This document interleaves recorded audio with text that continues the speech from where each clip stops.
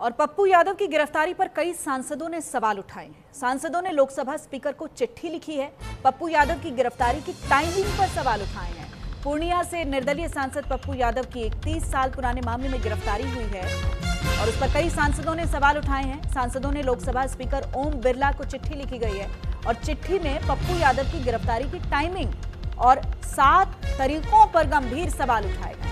चिट्ठी लिखने वाले सांसदों में कांग्रेस के राज्यसभा सदस्य दिग्विजय सिंह हैं, लोकसभा सदस्य मनोज कुमार हैं, आम आदमी पार्टी के संजय सिंह हैं, आजाद समाज पार्टी के चंद्रशेखर आजाद भी शामिल हैं। पप्पू यादव की गिरफ्तारी की टाइमिंग पर सवाल उठाए गए हैं और इसको लेकर अब बवाल बढ़ता जा रहा है।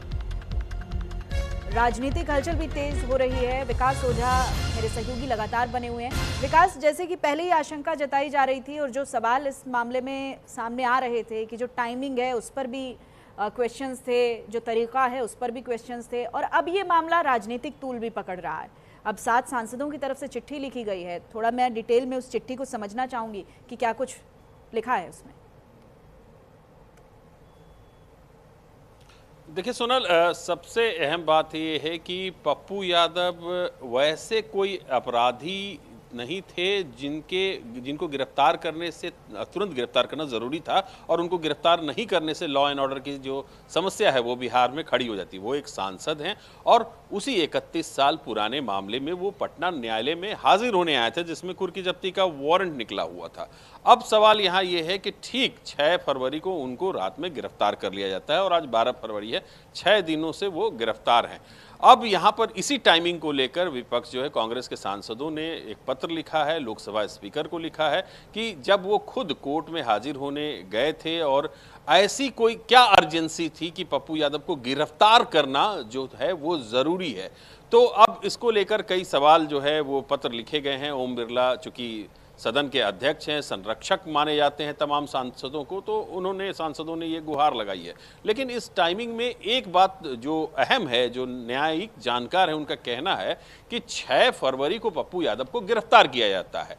अब ऐसी क्या अर्जेंसी थी कि पप्पू यादव को गिरफ्तार करना जरूरी था?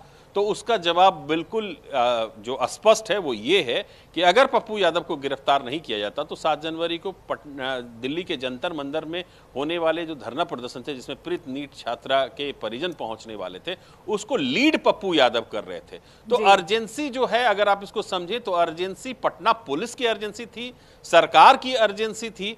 पप्पू यादव कहीं भागने वाले नहीं थे, वो सांसद थे, लेकिन उनको पकड़ना ये इसलिए अर्जेंसी थी क्योंकि वो नीट छात्रा मामले में लगातार सवाल पूछ रहे थे जिससे सरकार और जो पुलिस है वो असहज स्थिति में थी।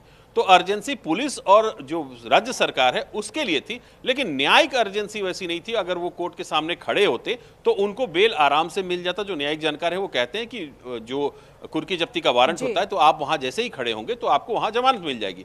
अब इसमें एक नया पेच ये फंस गया कि पप्पू यादव को ज्यादा दिन तक कैसे रोका जाए, कैसे जेल में रखा जाए। उसके लिए पुलिस ने एक अलग FIR दर्ज कराई है जिसमें पुलिस के कार्य में बाधा या गिरफ्तारी में बाधा को लेकर एक FIR दर्ज कराई है। उसमें उनकी जमानत अभी नहीं हुई। जैसा कि हम लोग पहले भी चर्चा कर चुके हैं, पप्पू यादव को पुराने केस में जमानत आराम से मिल गया है, लेकिन जो नई केस हुई है उसमें जमानत नहीं मिली है और यही सबसे बड़ी वजह है कि दूसरा केस भी इसी इंटेंशन के साथ शायद किया गया होगा कि पप्पू यादव को जेल से बाहर निकलने में असुविधा होगी। और जो एक कंफर्म सोर्स है वो कह रहे हैं कि पप्पू यादव पर कुल 41 मामले पहले थे और एक नए मामले हुए तो कुल 42 मामले हैं और उन 42 मामलों में पुलिस वैसे तमाम मामलों को ढूंढ रही है जिसमें पप्पू यादव बहुत लंबे समय से कोर्ट के सामने अपीयर नहीं हुए हैं। तो ऐसे तकरीबन 10 से 11 केस चिन्हित किए गए हैं जिसमें पप्पू यादव कोर्ट से अपीयर नहीं। तो पप्पू यादव का अब कोर्ट से जेल से बाहर आना थोड़ा मुश्किल लग रहा है क्योंकि जो कानूनी अड़चन है वो थोड़ी फंस गई है। जी ठीक है विकास, थैंक यू तमाम जानकारी के लिए।